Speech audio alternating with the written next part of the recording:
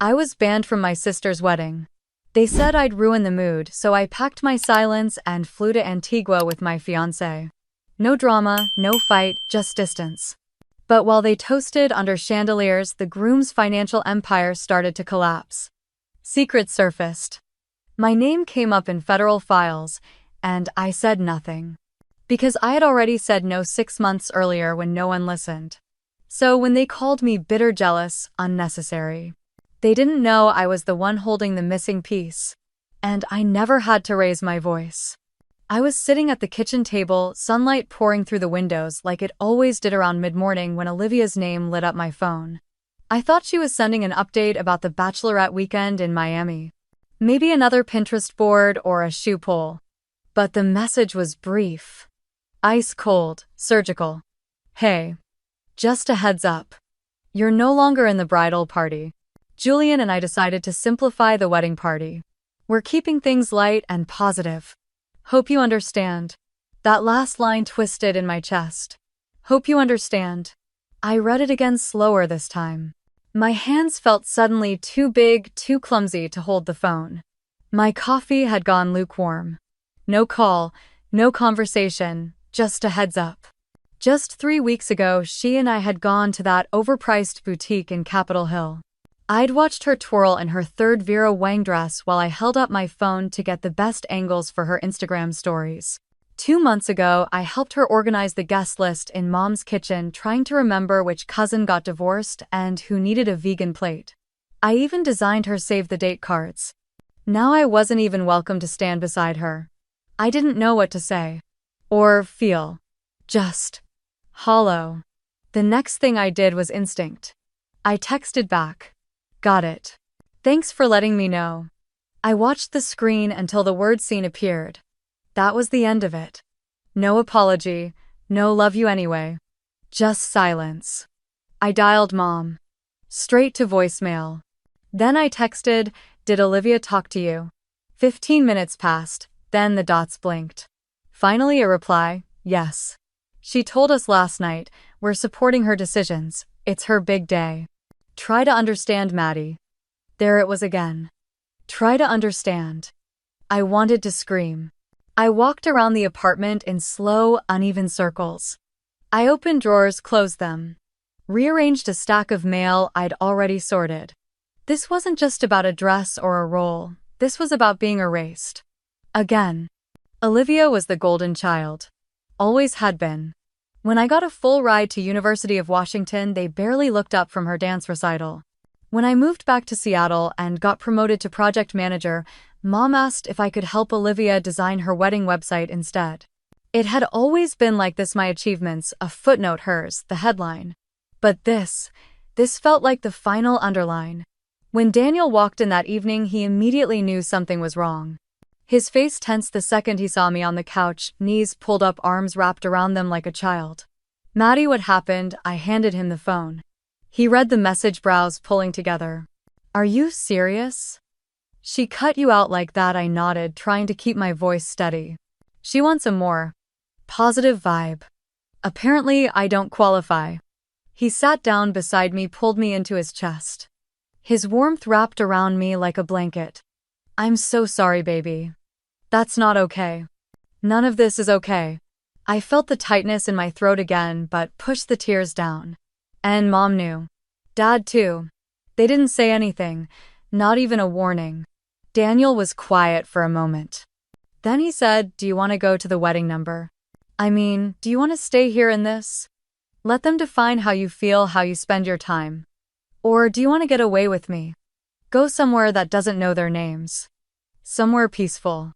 I blinked, unsure if I heard him right, like a trip, like an escape. He stood up, already pulling out his laptop. Let's see what's out there. Caribbean. Bahamas, St. Lucia. Somewhere with no wedding hashtags, no bridesmaids, just sun and silence. I watched him scroll for a moment, then stood up and walked to the kitchen. Opened the fridge, then shut it again.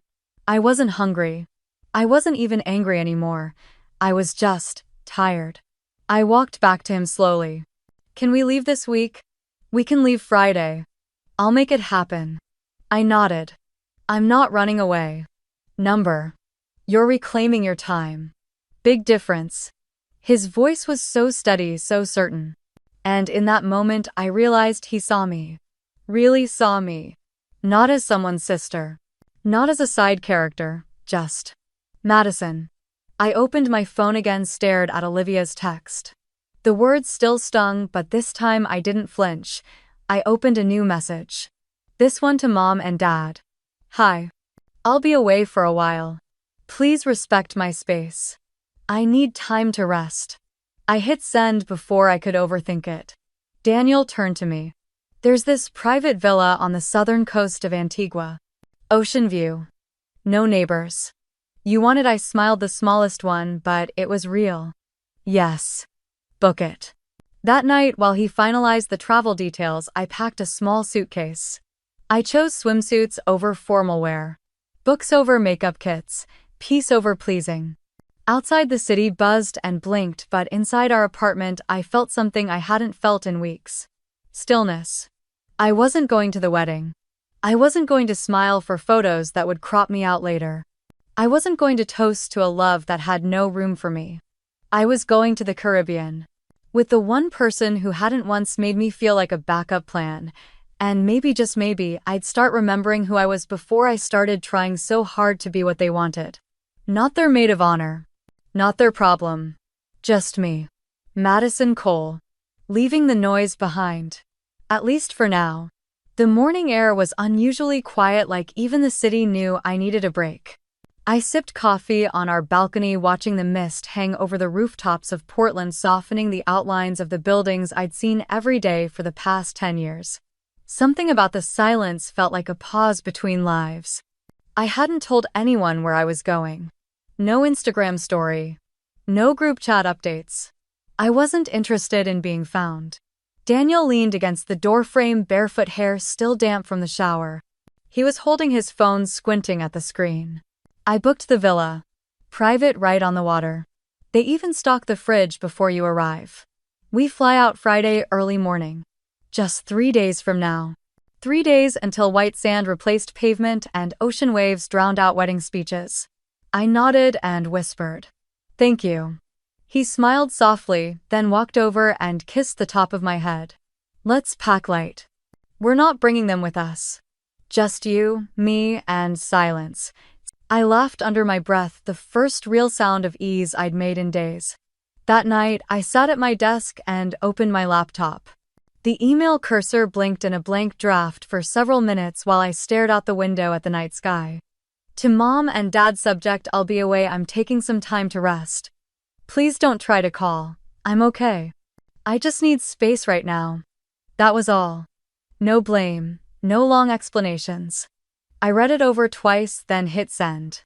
The silence after was immediate. Peaceful. I opened my closet and began laying out what I'd take. Linen dresses.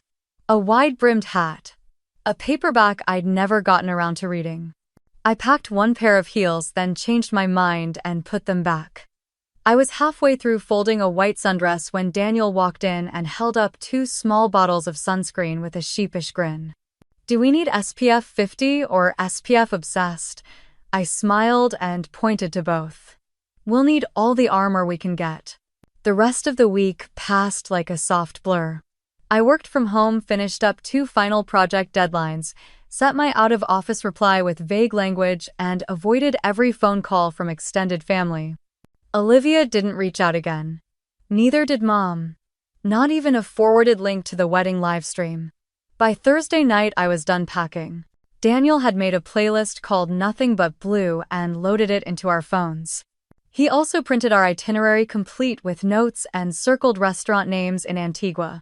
As we zipped the last suitcase, I stood still for a moment, hands resting on the fabric. Are we really doing this? We are. And it's not running away. It's running toward better air.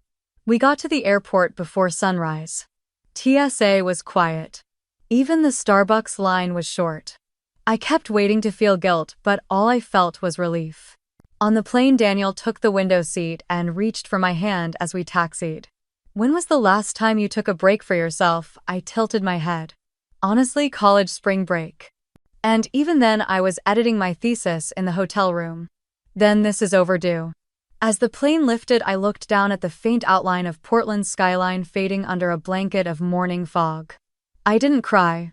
I didn't even flinch. I just stared until the city became a texture instead of a memory. 7 hours and 2 connections later, we landed in Antigua. The air was humid and salty thick in a way that reminded you to breathe slower. A private car waited for us, sent by the villa's staff. Daniel took my bag and opened the door like it was second nature.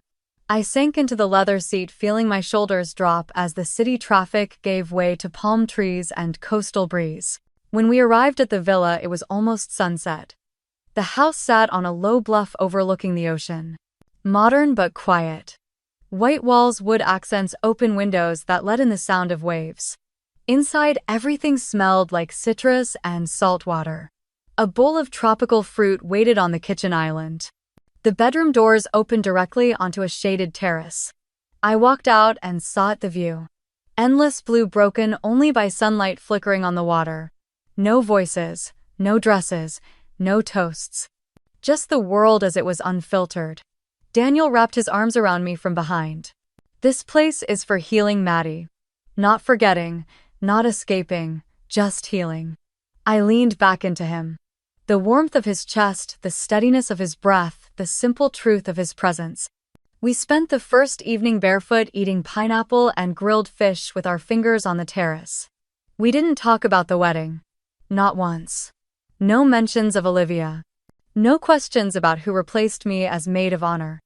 Just laughter and silence. Shared and chosen.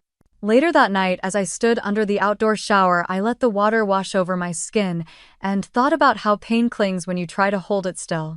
Here it felt like the waves were doing the work for me, carrying it out inch by inch. When I climbed into bed, the sheets smelled like lavender. Daniel was already half asleep, hand resting on the empty pillow beside him. I turned off the lamp and whispered more to myself than to him. This is the first time in a long time I feel like I'm exactly where I'm supposed to be. And I meant it. For once, I wasn't an accessory to someone else's spotlight. I wasn't the reliable sister, the overlooked daughter. I was just Madison. And that was finally enough. At least it was here. The morning sun filtered through the gauzy curtains, casting soft gold across the tile floor. I woke to the sound of waves brushing the shoreline like a whisper, steady and patient. The air smelled faintly of hibiscus and salt. For a moment, I just lay there, letting the world stay quiet. Daniel was already on the patio, barefoot, slicing mango and papaya into a bowl. He glanced up when he saw me and smiled, that easy, slow smile he had that said everything was okay even when it wasn't. "Sleep okay?" he asked, as I stepped out, pulling the robe tighter around me. I nodded, then took the bowl and sank into the chair across from him. It's hard to feel broken in a place like this. He reached for my hand and gave it a gentle squeeze. You don't have to feel any certain way, Maddie. Just be. That's enough. After breakfast, I unrolled my yoga mat on the wooden deck that faced the ocean. The breeze made the corners flutter and I placed small stones to keep them still. I tried to follow my usual flow, slow breaths in sync with movement.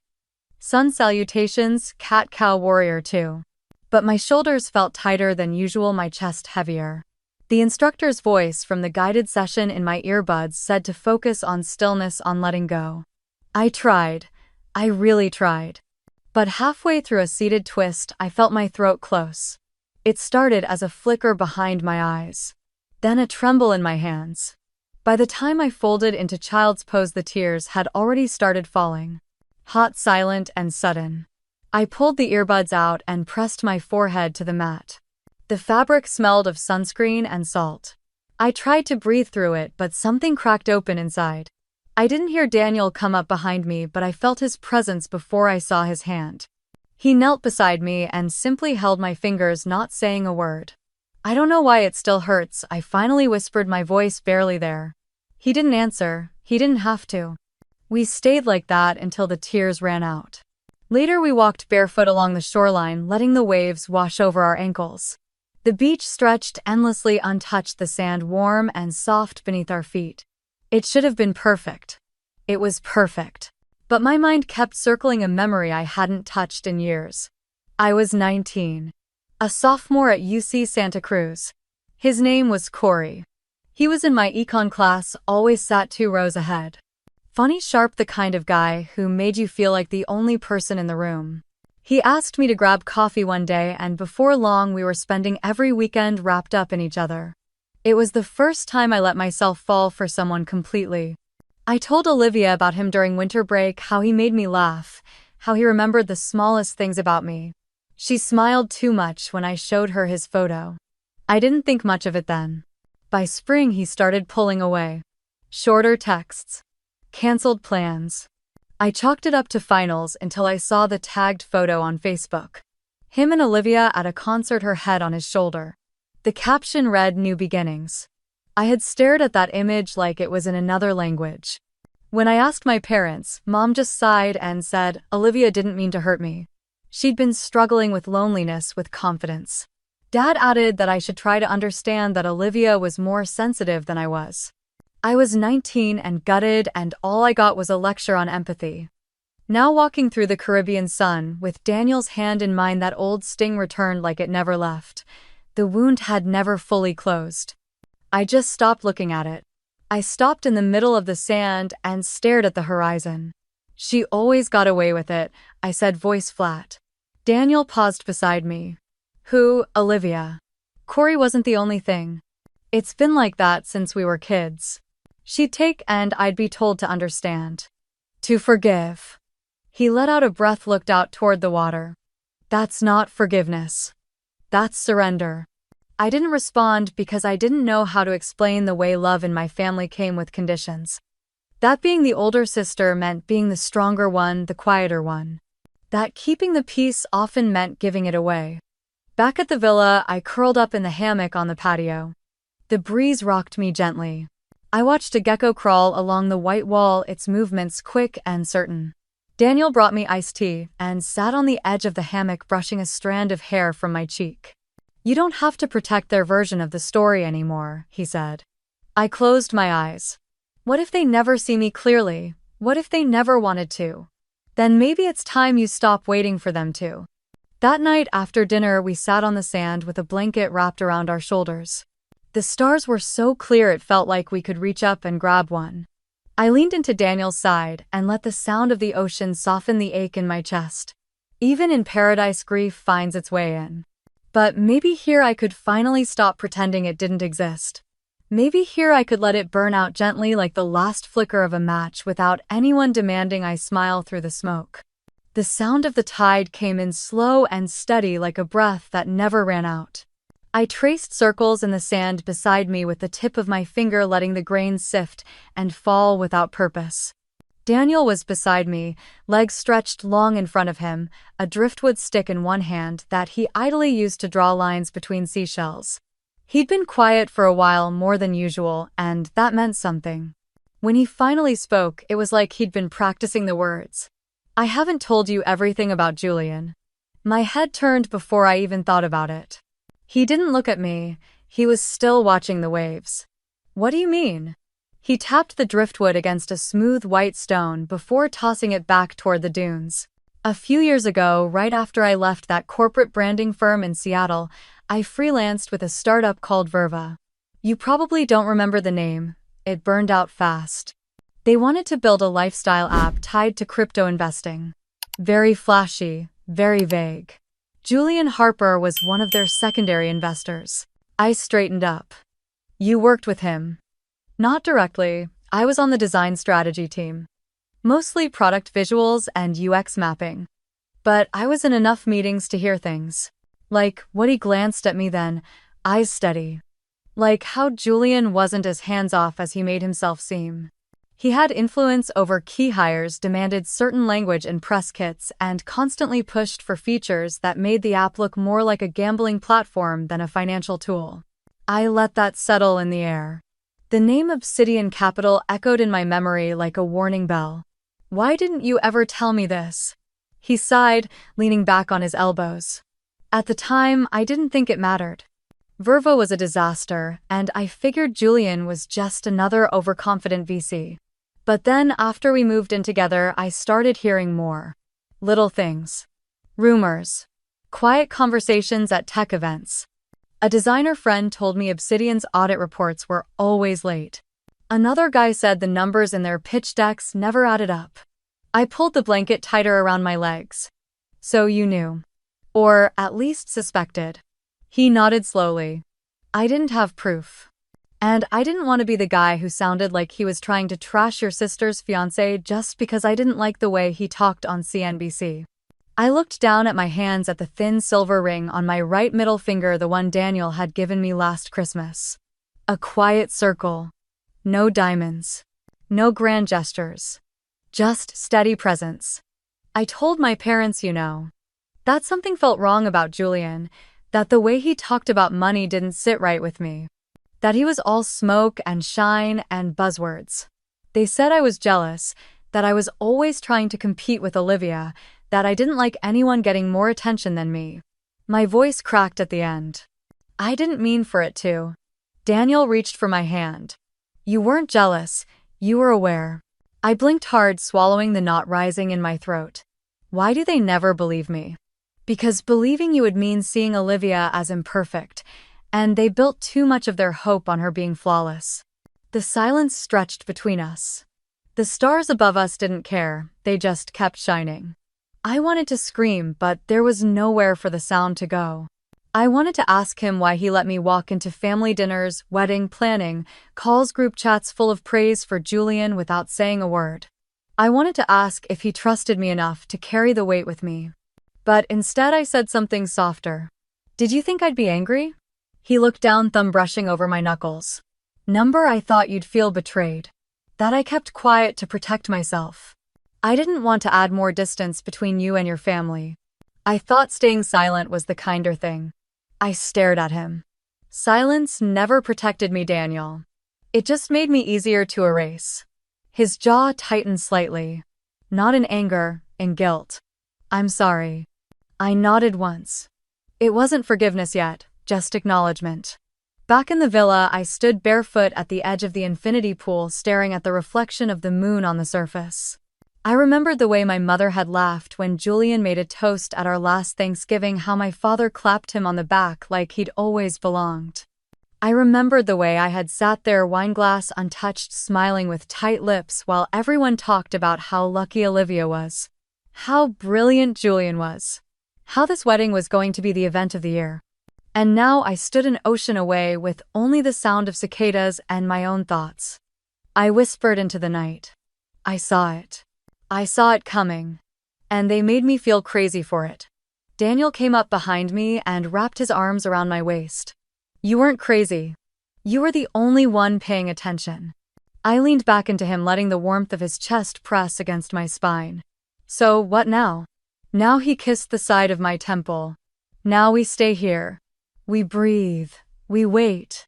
And maybe when the noise starts back up again, we'll decide whether to listen or let it pass us by.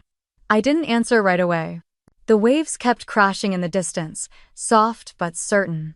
Like truth refusing to be ignored. That night, the air in the villa felt warmer than usual, thick with the scent of salt and jasmine. I had cracked the sliding door open just enough to hear the ocean and feel the breeze, but not enough to let the bugs in.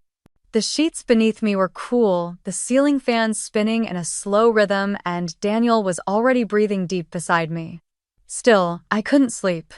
It started around midnight. The first buzz of my phone was subtle, almost forgettable. Then it came again. And again. The sound felt louder in the quiet, like a drip echoing through a cave. Daniel stirred and reached for the phone on my nightstand before I could move. He sat up slowly, screen casting a dull glow across his chest. Your mom, he said quietly. Then after a pause. Chloe. And Aunt Rachel, I think. He didn't read them aloud, just handed me the phone without a word. I hesitated before taking it. My thumb hovered over the screen. I didn't want to open them, but I already knew the rhythm of these messages. My mother's would be layered in politeness and shame. Chloe's would try to sound casual. And Rachel's would ask if I was okay in that tone that really meant, what did you do now? I unlocked the screen. The first message was timestamped 1:2:07 a.m. We didn't mean to hurt you, honey. Please call us when you can. Your father is very upset. Then Chloe. Hey. Can we talk? Then Aunt Rachel. Just heard what happened. I'm sure it's a misunderstanding. Maybe we can all clear things up before more people hear the wrong version. The wrong version. I let the phone fall face down onto the blanket. Daniel leaned on one elbow. You don't have to say anything. I know. But still I reached for my notes app. I started typing. I'm okay. I needed space. I hope Olivia had a beautiful day. I paused. My fingers hovered. I'm sorry I couldn't be there. I backspaced the sentence until it was gone. Then I deleted the whole thing. Closed the app. Put the phone back on the nightstand. Daniel watched me without speaking. I laid back down and stared at the ceiling. Why does it still feel like I owe them something? Because that's what they trained you to feel.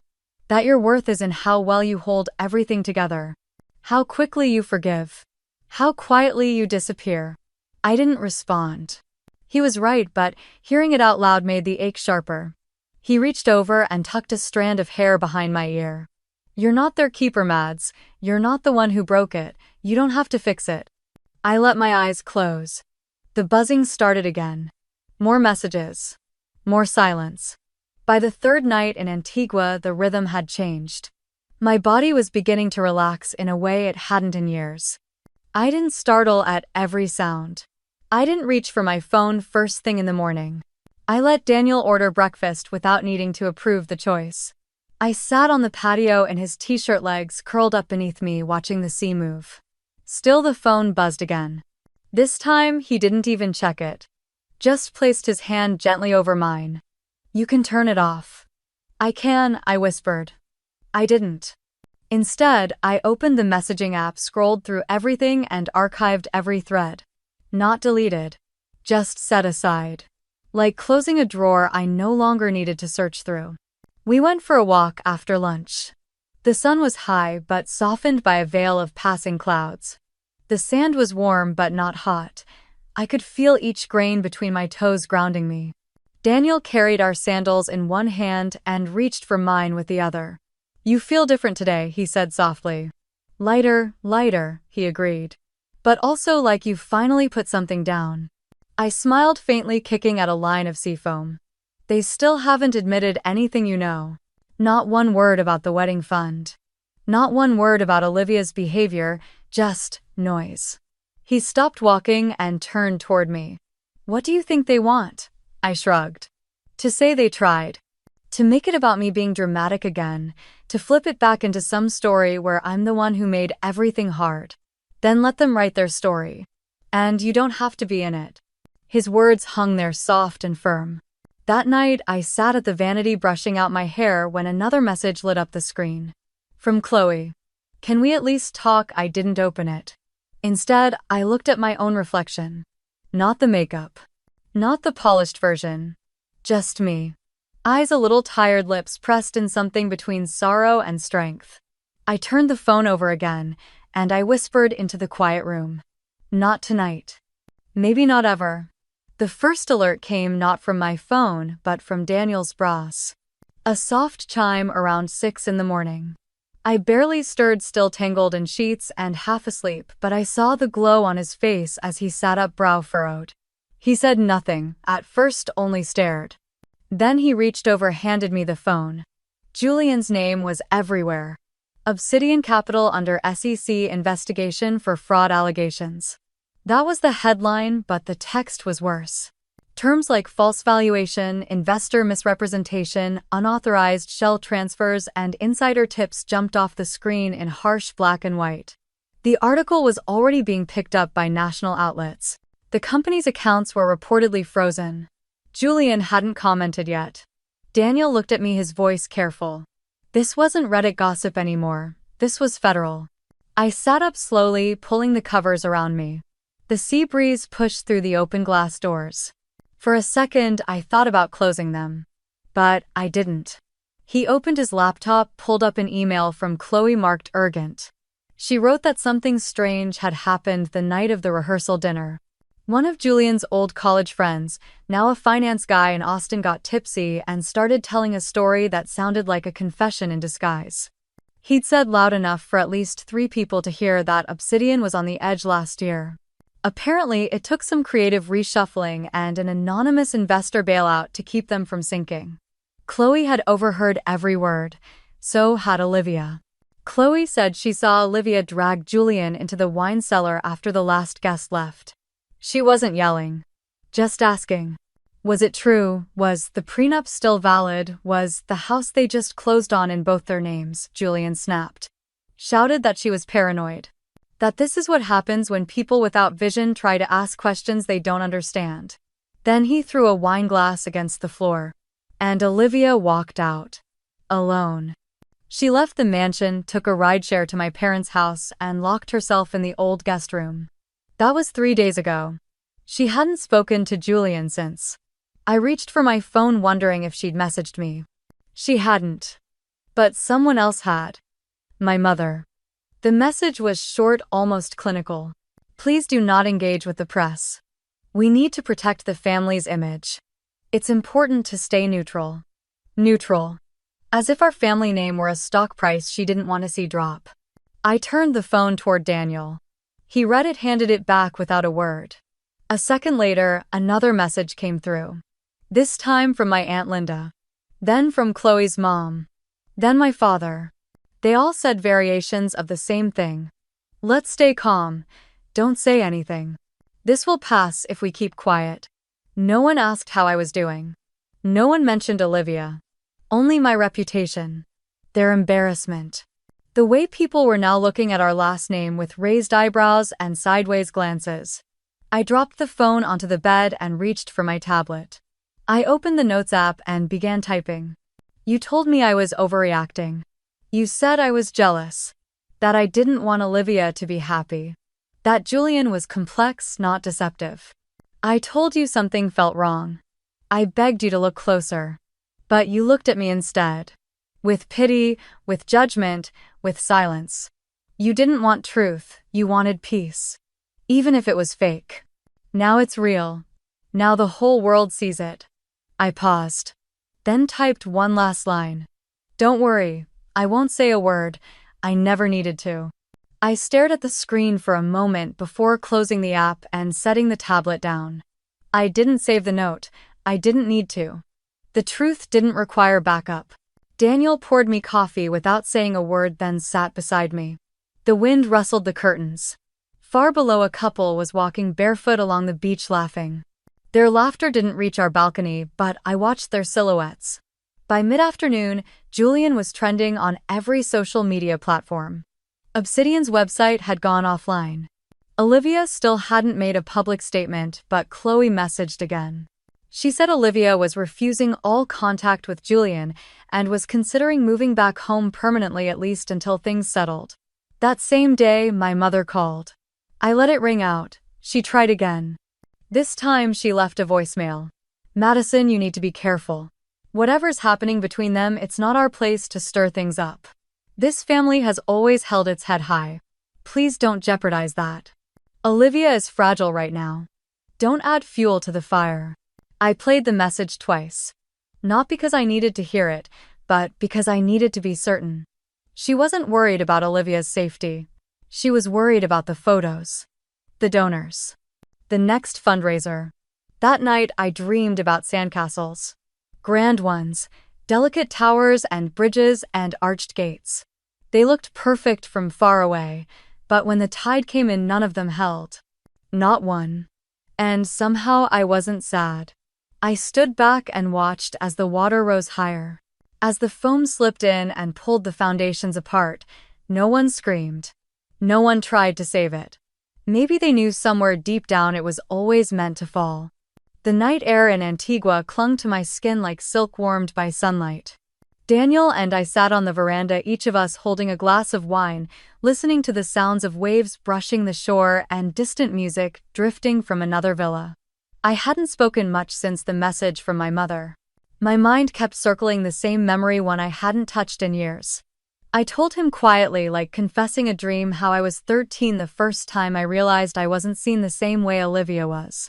We were both in the school play. I had a lead role. Olivia forgot her lines in the chorus and cried in front of the whole auditorium. I remember how my mother rushed backstage after holding Olivia like a broken bird, brushing past me without a word. I had done well. I was even complimented by the principal.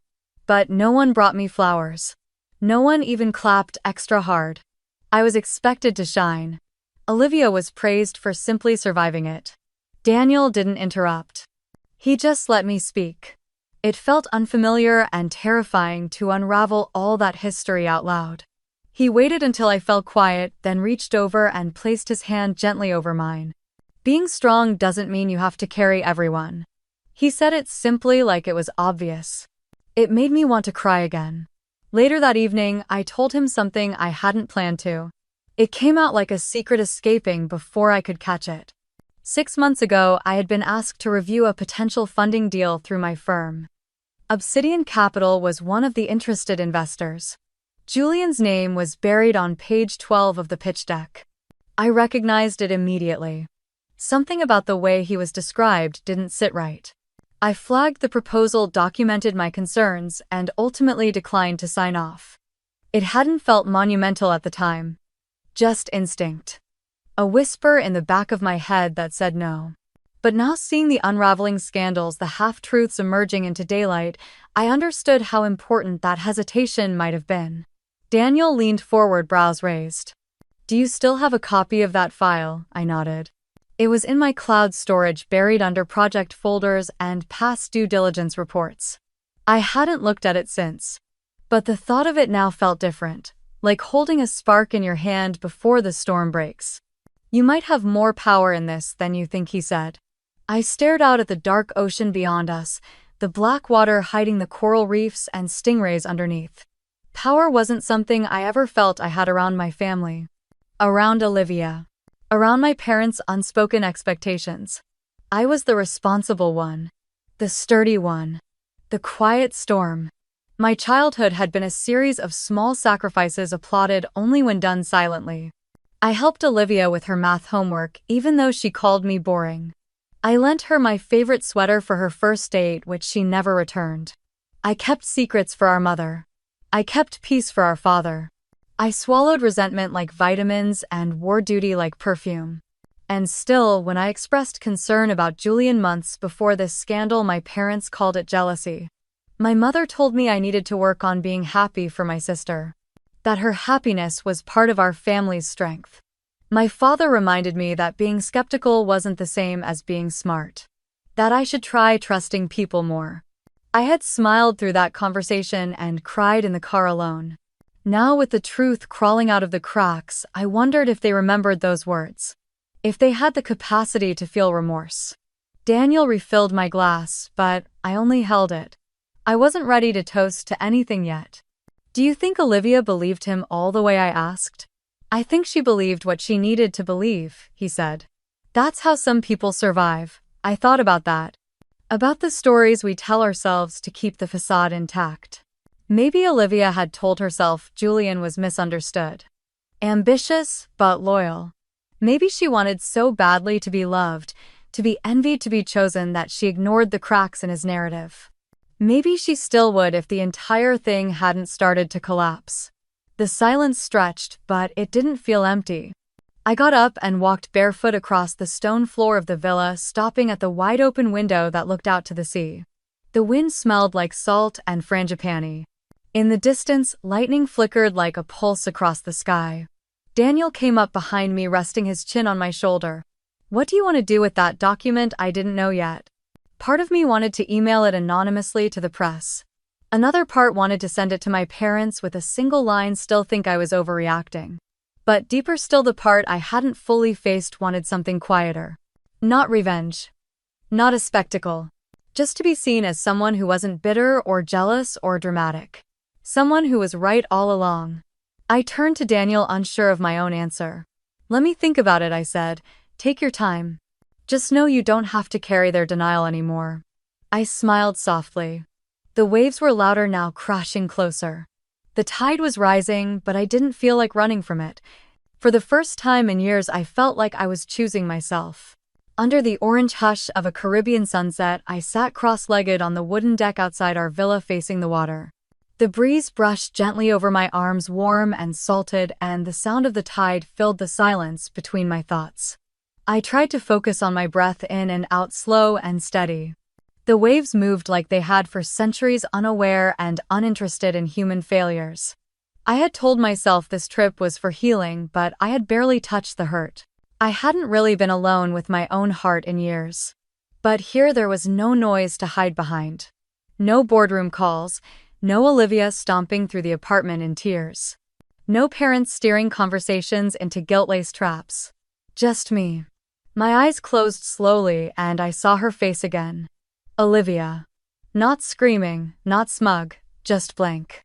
The day they told me I was no longer part of the wedding, I expected rage or shame or at least hesitation. But she looked at me like I was a wall she didn't have to explain herself to. Like I had been removed and that was that. What lingered wasn't anger, it was emptiness. I opened my eyes and stood up, brushing sand off my legs. My journal sat on the table near the lounge chairs, half covered by a towel.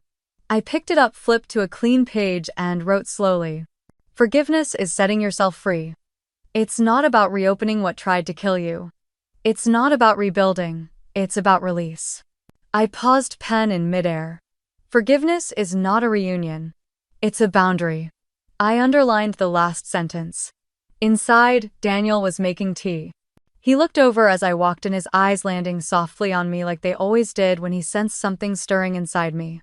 Good timing, he said, handing me a mug. Ginger chamomile.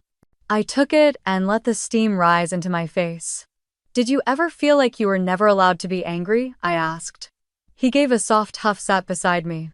Not allowed, no. Encouraged not to be. Different thing, same trap. I nodded. I've been thinking about Olivia, and not in a bitter way. Just trying to understand if there was ever a version of her that loved me for real. Daniel tilted his head. Maybe. But love gets warped when people are raised to perform instead of connect. You were a role. She was a role. It was never a relationship between equals. I didn't respond. He was right. I sipped the tea slowly. That night while he slept, I couldn't. My mind felt restless, not in a frantic way but in a clearing kind of way. Like space was opening up for something I hadn't made room for before. I reached for my phone to set a meditation track and saw the notification. An email from my former company. Subject: SEC inquiry, request for clarification. I sat up. The message was short but direct. Obsidian Capital was under active investigation. Several contracts were being reviewed for discrepancies in investor disclosure. My name had appeared on an unsigned draft that dated back nearly 6 months. They wanted to know if I'd be willing to provide any background or insight on why I chose not to sign. I reread it twice. And I didn't feel fear. I didn't feel dread. I felt relief. Daniel stirred as I walked out to the patio again. His voice was sleepy low. Everything okay? I held up the phone. They're looking into it. SEC. The contract I refused to sign, it's part of the file now. He sat up straighter. Are you being dragged into it? I shook my head. They're asking for insight. That's all. I haven't been accused of anything. He walked out toward me, wrapping an arm around my shoulder. Are you going to respond? I was quiet. I think I already did. When I said no. When I walked away. I think the truth can handle itself now. Daniel didn't argue. He just looked at me and there was pride in his eyes. You don't owe them a thing. Not the firm. Not your family. Not Olivia. You held the line. It wasn't easy, I said. They made sure of that. Yeah, but you still did it. I leaned into him, the warmth of his body anchoring me. For so long, I thought silence meant weakness. That saying nothing made me complicit. But this feels different. This feels like peace. He kissed the top of my head. That's because it is. The next morning, I wrote back to the legal counsel with a simple statement confirming my prior concerns and my decision not to participate in the investment, citing ethical discomfort. I offered to speak if they needed clarification, but made it clear I had never been involved beyond that point. It felt like signing something sacred. Like putting a period at the end of a sentence I had been forced to carry for far too long. When I hit send, I didn't shake. I didn't cry. I just exhaled. And that was enough. The suitcase lay half-zipped on the bed linen dress folded on top, the sea breeze teasing its hem through the open patio door. Our last morning in Antigua. Daniel was out on a walk, letting me have space. I needed it. I sat cross-legged on the balcony, phone in hand, the cursor blinking in my messages app like it was daring me to move. I hadn't turned it back on since the night of the news about Julian. But now it felt like silence had run its course. I scrolled through the backlog. Missed calls. Voicemails. A text from Mom last night that simply read, "Call me. Please." I hit the dial button before I could talk myself out of it. She picked up on the second ring. Her voice was quieter than I remembered. Not cold, just frayed. "Madison, I was hoping you would call." I didn't say anything right away. The ocean crashed behind me, steady as a heartbeat. She cleared her throat. "Olivia is. She's not doing well. She hasn't left the house since everything happened. She keeps asking for you." I let the silence hang there, not out of cruelty, but because I didn't know how to fill it anymore. "Mom, she erased me from her life." "You all did." Her voice cracked. "I know. And I was wrong. We were wrong. I want my daughters to talk again." I almost asked her which daughters she meant, but I stopped myself. She continued. "Olivia wants to speak to you. If you're willing." I could have said no. Maybe I had every reason to. But something in me, older than the resentment, deeper than the hurt, said yes. Later that afternoon, I sat at the edge of the bed, laptop propped on a pillow. Daniel sat nearby, quiet but present, his hand resting lightly over mine. Olivia's face appeared on the screen. Her eyes were swollen, nose red. She looked smaller somehow, even on the wide screen. "Hey," she said softly. "Hi." She bit her lip. "I didn't think you'd agree to this." "Neither did I." Silence again. Then a breath. "You were right about Julian. About everything. I just didn't want to believe it. It was easier to think you were jealous than admit I'd chosen someone who could do all that." I looked at her, trying to see the girl I grew up with instead of the stranger who sat next to Julian that day. The sister who once helped me sew glitter stars on a prom dress. The one who cried when I left for college, even though she pretended she was fine. "I'm not asking you to forgive me," she said. "I don't even think I deserve that. I miss you. And I hate that I only realized how much when everything else started falling apart." I swallowed hard. "I don't want you to fall, Olivia. I never did. I just didn't want to be the one always catching you while no one caught me." She nodded. "I know. And I didn't see it. Or maybe I didn't want to." She looked down, then up again, eyes glassy. "You don't have to come back or talk to me again after this. I just wanted you to know I'm sorry. And I'm scared. I don't know how to fix any of it." I took a long breath. "You don't fix things by pretending they didn't happen, or by making someone else carry the shame. I carried it for all of us for too long." Her lip trembled. "So what now?" "Now I don't know. I'm not ready to jump back into a sisterhood we never really had, but I'm also not interested in revenge."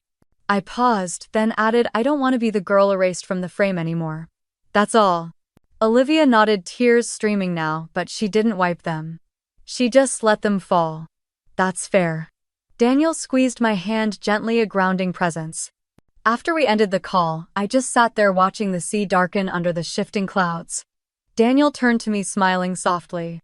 "That was the bravest thing I've ever seen you do." I shook my head. I didn't yell. I didn't even say half the things I could have. "Exactly. You stood your ground. That's strength." I leaned into him, resting my head on his shoulder. "It's strange," I whispered. "I thought if she ever apologized, I'd feel this rush of vindication. Like a victory. And now I just feel still. Like I laid something down that I've been carrying for way too long." Daniel kissed the side of my head. You don't need them to tell your story anymore. You're writing a new one. I nodded, eyes misty. And for the first time, it's in my own voice. The cold hit me the moment we stepped out of the airport in Portland. It wasn't harsh, just different. The Caribbean breeze had loosened something in me, and Oregon's gray skies felt like stepping back into a room I had once been locked inside. Only this time I held the key. Daniel reached for my hand as we walked toward the pickup line. He didn't say anything, but I could feel the quiet question in his touch. I squeezed his hand once, a signal. I'm okay, or at least I'm choosing to be. The house looked the same. The trees in front were still bare from winter, the porch light flickering like it always did when the wind picked up. My parents' car sat in the driveway, and for a second I thought about asking the driver to keep going. But then I remembered what I told Olivia. I didn't want to be erased. And sometimes not disappearing meant showing up even when it was hard.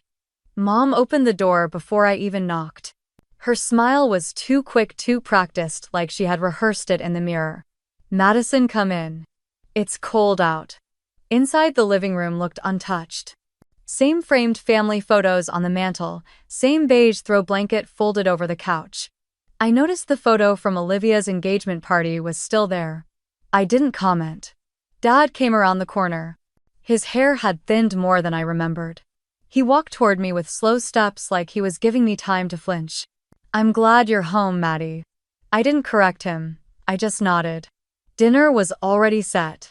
Roast chicken, mashed potatoes, green beans. Comfort food, but no one looked comfortable. Daniel sat beside me, his presence grounding. Across the table, Olivia sat with her hands folded tightly in her lap. She didn't look up much, just kept pushing food around her plate. I wondered if she had even touched her fork. For a long time we ate in silence, broken only by the clink of utensils and the soft hum of the heater. Dad cleared his throat.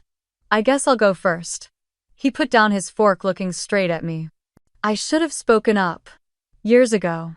I let things happen because it was easier not to cause waves. But easy doesn't mean right, and I'm sorry for standing still when I should have stood beside you. I looked at him, not with anger, but with the kind of sadness that comes when someone you once admired admits they weren't who you needed. Thank you for saying that, I said. Mom chimed in then. Her voice was thin, brittle. I thought Olivia would be okay. I didn't think she needed as much as she did. I thought, you'd be fine, Madison. You always were. I set my fork down, wiping my mouth with the cloth napkin. I was fine because I had to be. That doesn't mean I was okay. And maybe I still won't be for a while. But I'm not carrying it all anymore. I'm not the fixer, not the buffer, not the one who absorbs everything to keep the peace. Olivia looked up then. Her eyes didn't dart away this time. She looked right at me. No tears, no excuses, just watching. Listening. Mom opened her mouth like she wanted to respond, then closed it again. I think she finally understood that I wasn't asking for a performance. After dinner, Daniel offered to help with dishes, but I shook my head and stood grabbing my coat. I needed air. I walked toward the door, but before I could step out, I felt Olivia behind me. I turned, expecting her to pass by. But she stopped. I want to talk, she said softly. Not now. But sometime, soon. I searched her face. There was no apology in her words this time, just a quiet admission that something still needed to be said. Something that didn't belong at a dinner table with mashed potatoes and stale apologies. Okay, I replied. Just let me know when. She gave a small nod and stepped back, letting me pass. Outside, the air was sharp against my cheeks. I zipped my coat, tucked my hands into my pockets, and breathed in the scent of pine and cold pavement. I didn't feel triumphant. I didn't feel vindicated. But I didn't feel invisible either. Daniel joined me a few minutes later, slipping his arm around my shoulders. That went better than I expected, he said. Better doesn't mean perfect, but it means progress. I leaned into him as we walked back to the car. The night sky was clouded, no stars visible. But I knew they were there, hidden behind the layers. Waiting. The first session was scheduled for a Thursday afternoon at the Portland Healing Collective, a restored craftsman house turned therapy center nestled between two cafes and a yoga studio. The kind of place where the scent of chamomile lingered in the air and quiet music filtered through the halls like a whisper. I arrived first. Always early, always prepared. A habit born from years of waiting for others to catch up emotionally or otherwise. I sat in the corner of the small waiting room, folding my hands together as I watched the second hand loop the clock. Daniel squeezed my shoulder gently before finding his own seat a few feet away. He wasn't required to be there, but he wanted to be. He said sometimes healing needed a witness, someone who could remember how far you'd come when you couldn't see it yourself. When Olivia walked in, her face was bare, no makeup, no pretense. She gave me a quiet nod and sat down across from me. Our parents entered next. My mother had her usual scarf looped around her neck like armor. My father looked aged, as if the last few months had carved something hollow inside him. The therapist, Dr. Elena Ruiz, greeted us with a calm presence and warm eyes. She invited us into the room, motioning to a semicircle of chairs arranged around a small coffee table. A pitcher of water and a box of tissues stood between us like a peace offering. No one spoke for the first few minutes. The silence felt less like tension and more like hesitation, like standing at the edge of cold water not knowing how deep it went. Then Olivia cleared her throat. "I used to think being good meant pleasing everyone," she said, eyes fixed on the floor. "If Mom was happy, if Julian loved me, if people clapped at the right times, I thought that was enough. I didn't let right and wrong distract me. I couldn't afford to." Her voice wobbled, but she kept going. "I thought you were strong, Madison. Too strong to need anything. But I see now that I made you carry everything so I could pretend I was weightless. I didn't expect the tears that filled my eyes. I wasn't angry. I wasn't even relieved. I was just sad. Sad for the years we both spent performing versions of ourselves that weren't real." Our mother shifted in her seat. Her hands, always perfectly manicured, gripped the edge of her armrest. "We didn't know," she said quietly. "We truly didn't. You were always so competent, Madison. You never asked for anything. That doesn't mean I didn't need it." I said, more tired than bitter. "I needed a place. Not a pedestal. Not a task. Just a place where I didn't have to earn my way into belonging." Dad's eyes glistened. He nodded slowly. "You were our foundation," he murmured. "I should have been that for you, Doctor." Ruiz let the silence settle like freshly fallen snow. Then she spoke gently, guiding the session toward deeper questions. Patterns, expectations, generational dynamics. At some point, my mother admitted something I never thought I'd hear. "I modeled strength as silence," she said, voice shaking. "That was how I survived. But I see now how much I confused resilience with repression. And I passed that down to both of you." Olivia reached for a tissue, then looked at me. "I envied you," she said. "Your clarity, your confidence. But I see now that it wasn't confidence, it was structure. A wall to keep from breaking." I nodded. "That wall protected me. But it also kept me from asking for comfort. And kept all of you from thinking I ever needed it." It wasn't a dramatic moment. No breakthrough sobs or arms thrown around each other, just honesty. And in that honesty, something softened. We didn't solve everything. We didn't even touch every wound. But we named the shape of it. And that mattered. When the session ended, I stepped out into the hallway, drained and light all at once. Daniel was there, leaning against the doorframe, watching with quiet alertness. "How are you?" he asked. I exhaled slowly, like I just came out of a cave. We walked to the car together, and just as we reached the curb, Olivia jogged up behind us. "Wait," she said. Her eyes were red, but her expression was more open than I'd seen in months. Maybe years. She turned to Daniel. "I used to think men like you didn't exist. That kindness was just a stepping stone before control. But I see the way you look at her. The way you never interrupt, never diminish. I want to learn that. I want to be that." Daniel smiled gently.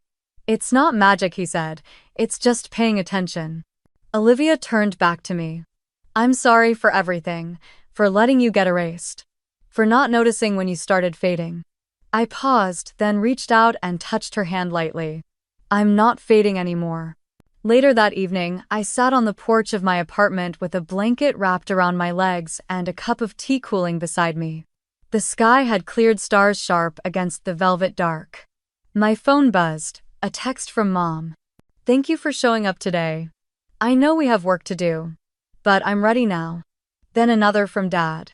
"Your strength raised us. We're learning to return the favor." I looked at the screen, then set it face down beside me.